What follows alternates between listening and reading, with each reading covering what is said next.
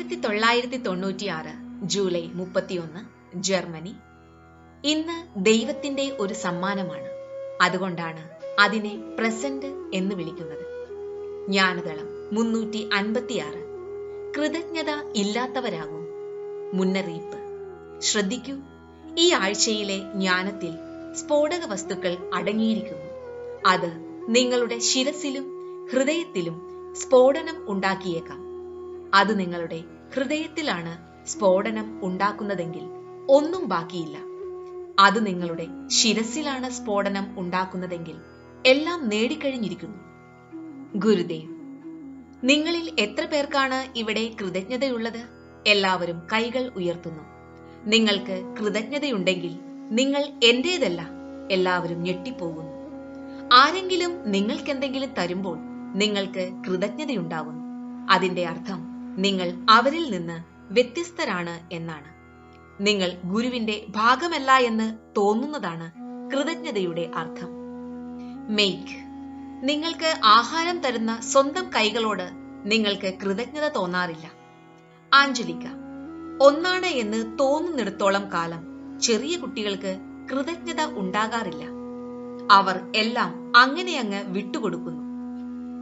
ഗുരുദേവ്, നിങ്ങൾ കൃതജ്ഞതക്കപ്പുറം പോകുമ്പോൾ ഏകത്വം സംഭവിക്കുന്നു. ഞാനോ നിങ്ങളോ ബാക്കിയുണ്ടാകുന്നില്ല. നിങ്ങൾ ഗുരുവിന്റെ ഭാഗമാണ്. നിങ്ങൾ 1000 ശിരസ്സുകളും 1000 കൈകളും എന്നാൽ ഒരൊറ്റ ഹൃദയവുമുള്ള ഒരു ജീവിയാണ്. കൃതജ്ഞത അനിവാര്യമാണ്. ആത്മീയ പാതയിൽ കൃതജ്ഞത ഉണ്ടാകണം. പക്ഷേ നിങ്ങൾ കൃതജ്ഞതയെ അതിവർത്തിക്കുക തന്നെ വേണം. അതുകൊണ്ട് കൃതജ്ഞതരാകുന്നത് നിർത്തുകയായിരിക്കും നല്ലത്.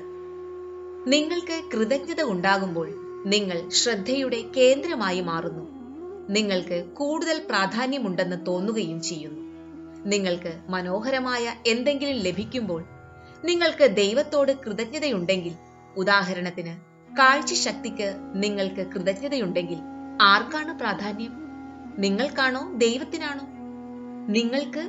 നിങ്ങളുടെ കൃതജ്ഞത അഹംഭാവത്തെയാണ് സൂചിപ്പിക്കുന്നത്. റിച്ചാർഡ്, അങ്ങേക്ക് കൃതജ്ഞതയില്ല എന്നാണല്ലേ? ഗുരുദേവ്, ഞാൻ മഹനീയമാണ്, പൂർണ്ണവുമാണ്. കൃതജ്ഞതയുള്ളവരാകേണ്ടതില്ല. മഹനീയരാകൂ, പൂർണ്ണമാവൂ. ഭക്തിയില്ലെങ്കിൽ ഈ ജ്ഞാനം അപകടകാരിയാണ്. നിങ്ങൾ ഗുരുവിന്റെ ഭാഗമാകുമ്പോൾ നിങ്ങൾക്ക് സന്തോഷിക്കാനുള്ള എല്ലാ അവകാശവുമുണ്ട്. നിങ്ങൾക്ക് ജ്ഞാനത്തിനും സന്തോഷത്തിനും ഈ പ്രപഞ്ചത്തിനും എല്ലാം അവകാശമുണ്ട്. ബാൾഡർ. സുഹൃത്തുക്കളുമായുള്ള ഞങ്ങളുടെ ബന്ധത്തെ ഗുരുവുമായുള്ള ബന്ധവുമായി താരതമ്യം ചെയ്യാൻ പറ്റുമോ? ഗുരുദേവ്, നിങ്ങളുടെ സുഹൃത്തുക്കൾ നിങ്ങളെ ഭൂമിയിലേക്ക്, ദ്രവ്യത്തിലേക്ക് ബന്ധിപ്പിക്കുന്നു. ഗുരുവാവട്ടെ നിങ്ങളെ ഈശ്വരതയിലേക്ക്, ആത്മാവിലേക്ക് ബന്ധിക്കുന്നു. ജയ് ഗുരുദേവ്.